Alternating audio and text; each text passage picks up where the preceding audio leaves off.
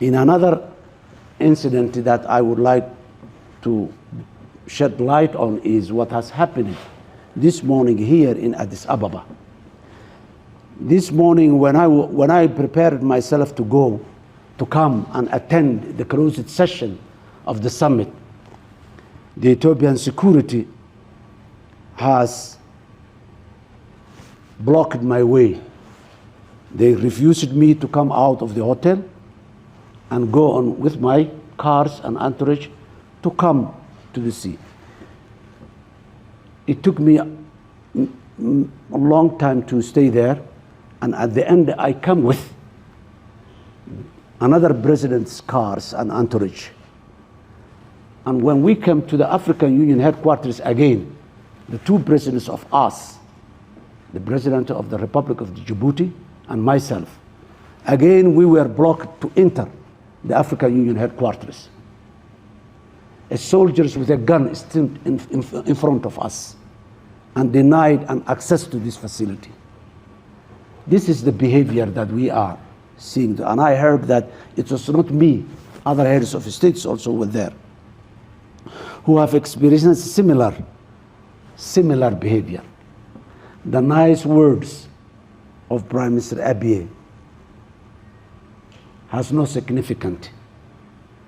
His actions and the actions of the Ethiopia makes the significant. And the actions of Ethiopia as of today is to annex part of Somalia to Ethiopia and to disrespect the African Union Summit participants, me. So the question is now, how Africa can be seen as an emerging power by being part of the G20 and many other forums, when some members of the African Union, of the African continent, are not respecting the very principles that the African Union has established in its founding. Somalia, as a founding member of the African Union, we do not deserve that treatment from the country that hosts the African Union.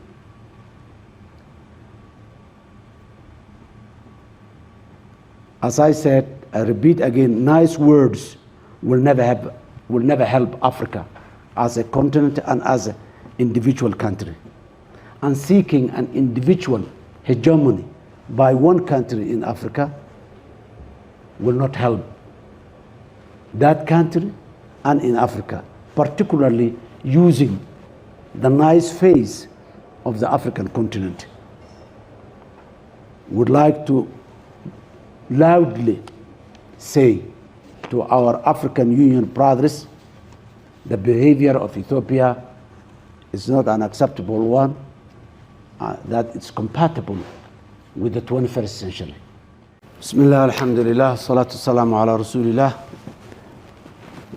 The Somali government is truly disappointed today with the Ethiopian government led by Prime Minister Abiy Ahmed, who is trying to justify its illegal actions of infringing upon Somalia's sovereignty, unity, and territorial integrity, despite our fierce objection and international condemnation.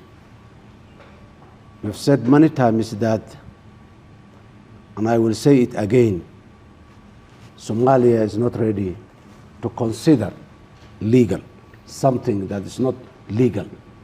The MOU, the recent MOU that has been signed by the Ethiopian government with the Somali Regional Authority of Northern Regions of Somalia, Somaliland, is illegal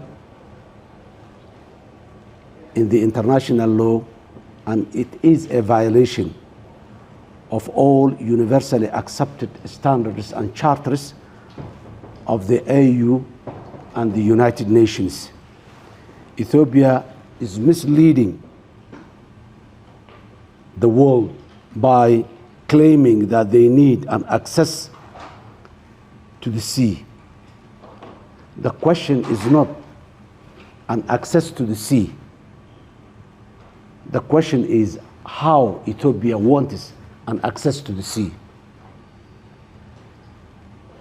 Somalia has said many times, and we again repeat it again, we are ready to provide access, but we want to provide access to our coastal areas by Ethiopia the way Uganda accesses the sea to Kenya and Tanzania, the way Rwanda accesses the sea, the way Burundi and South Sudan accesses the sea, the way the 16 African countries that are landlocked accesses to the sea. Accessing to the sea has internationally accepted standards that are mentioned in many provisions and the world, in the United Nations UNCLOS, in the African Union Charter, in so many other platforms. The accession of the sea, and all those countries who are landlocked and has access to the sea through their neighboring coastal states, they do not pursue an annexation of part of those countries to their country. The MOU that Ethiopia signed with this regional authority is nothing more than an accessing part of Somalia to Ethiopia and changing the borders of Somalia. Somalia has categorically objected that. In another incident that I would like to shed light on is what has happened this morning here in Addis Ababa. This morning when I prepared myself to come and attend the closed session of the summit, the Ethiopian security has blocked my way. They refused me to come out of the hotel and go on with my cars and entourage to come to the sea. It took me a long time to stay there, and at the end I come with another president's cars and entourage. And when we came to the African Union headquarters again, the two presidents of us, the president of the Republic of Djibouti and myself, again we were blocked to enter the African Union headquarters. Soldiers with a gun stood in front of us and denied an access to this facility. This is the behavior that we are seeing. And I heard that it was not me, other heads of states also were there, who have experienced similar behavior. The nice words of Prime Minister Abiy has no significance. His actions and the actions of the Ethiopia makes the significant. And the actions of Ethiopia as of today is to annex part of Somalia to Ethiopia and to disrespect the African Union Summit participants, me. So the question is now, how Africa can be seen as an emerging power by being part of the G20 and many other forums, when some members of the African Union, of the African continent, are not respecting the very principles that the African Union has established in its founding. Somalia, as a founding member of the African Union, we do not deserve that treatment from the country that hosts the African Union.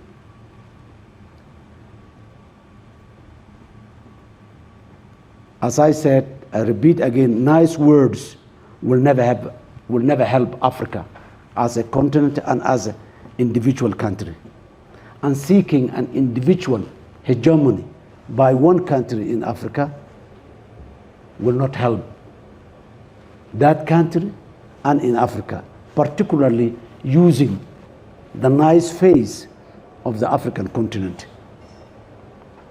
Would like to loudly say to our African Union brothers, the behavior of Ethiopia is not an acceptable one, that it's compatible with the 21st century. I thank you.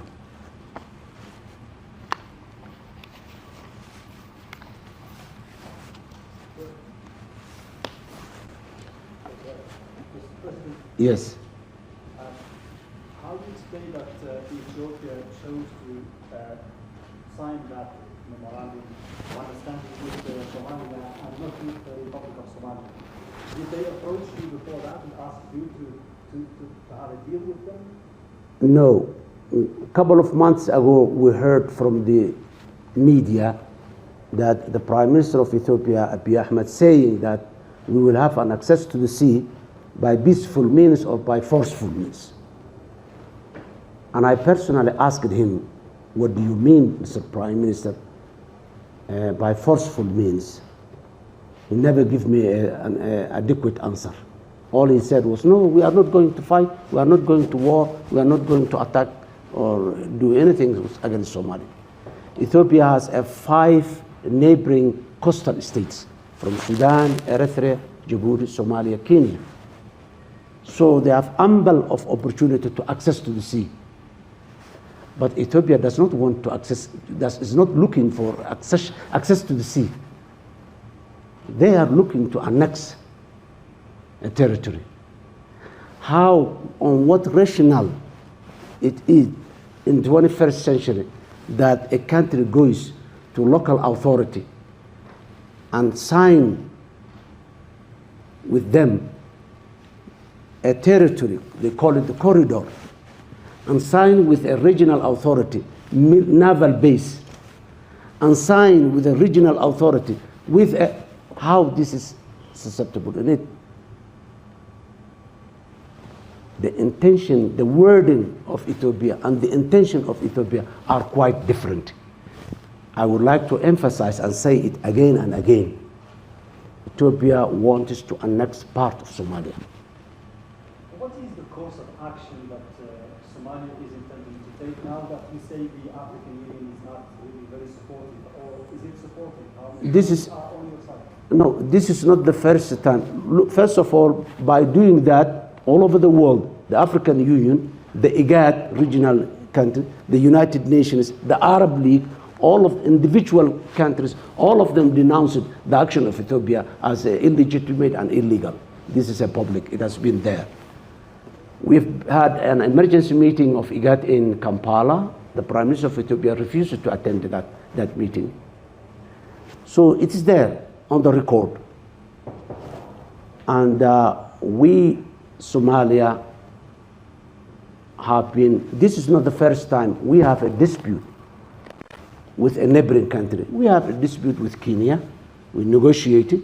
When we were unable to understand the best civilized manner that the modern states to deal was to go to the International Court of Justice. We went there, and the International Court of Justice made a verdict on our conflict, and we agreed, and it's done. We never fight. Ethiopia has never signed it, Kenya has never signed an agreement with a local administration in Somalia, never tried to infringe the sovereignty and the territorial integrity of Somalia. They claim that this is our territory and this is our territory, so borderline. This is not borderline.